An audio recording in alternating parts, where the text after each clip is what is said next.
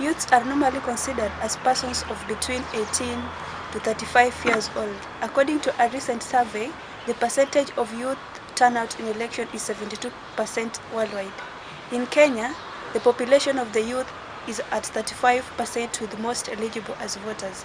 As the nation prepares for general elections, we sought views of the youth towards the general election. By name, I'm Mboya Laurent. I'm a student at the University of Nairobi where we are currently. I'm a registered voter at Embakasi East constituency, that is Embakasi Social Hall. I don't think the youth are really presented politically like in the offices, because the youth is the biggest number. It's close to more than 50% of the population. But in the ratio of the number to the number that you take to the parliament is so small that something has to be done. The advice is let us vote for somebody, a real leader. Yeah. Look at their track records, look at what they say, look at a lot of things. Don't just vote on tribal lines and social lines and benefiting in quotes. Yeah. My name is Fide Swanza. I am from Nairobi County. I'm registered in Langata, and my ward is Mugumoini ward, and I am going to vote. My view about the coming election is, Kenyans, we have a habit of, most of the Kenyans, and especially youth, we have a habit of ignoring politics. And most of the young people, they don't like voting, and I would like to encourage the people to vote, because politics is important to everyone. It is very important to everyone, and if we don't take it seriously, that is why we find that we have given so much power to a little majority. So my view on the coming election, we should all vote. In accordance to the youth perspective, how do you think the youths are represented politically? Not as I would want it to be, but I think people like Sakaja are representing as well, but we need more youth to get into those political fields. Yes. And what advice can you give to the public? As much as we're going to engage in politics and elections and all those things, peace is very important, because without peace, how to talk about development? Okay. My name is Geoffrey Nyamasi Kyoko. I'm a student of Rongo University. I'm a registered voter at Mombasa County, Likoni constituency, Muzalfa. Yeah.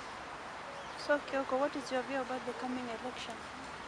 My view about the coming election, I think we are well prepared to hold general election, and it's my belief that we'll have free and fair and credible elections. Yeah. And what advice can you give to the public? My advice to the public is that it takes a lot of years to build a country, a nation, but it can take just some seconds to destroy it. This is our country. Despite it doesn't matter who is at the helm, it doesn't matter who is the president, it will still remain our country, Kenya. So let's preserve it. I'm Luke, a voter at a polling station in Gilgil. It's my second time to vote. The coming election, I think it's going to be free and fair, and we pray that it will be credible so that we can at least avoid some violence. Politically, youths are not that much represented.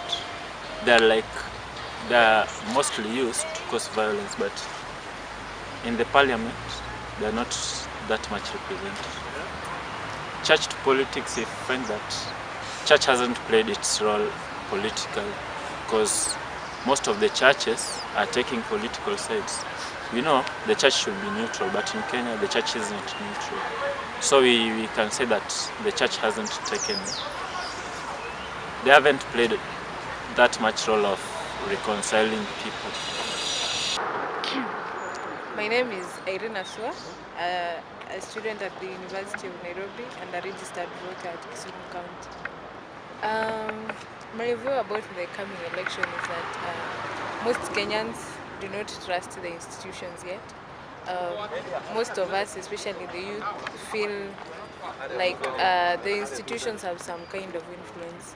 We do not really trust that the IEBC is going to hold a credible election that way. So most of us still question the credibility of IEBC. And how do you think the youths are represented politically? I feel as a Christian, the church has a responsibility in the society to preach peace, to bring some sanity into the other institutions, because the church as a societal institution is interdependent on the other institutions to make this country a better place. So I don't expect the church to take sides, and I expect the church to hold leaders accountable and to lead them in the right path for this country. As you heard, we need a country full of positive changes, and the changes start with the youth. From New People Media, we wish you the very best in this election period.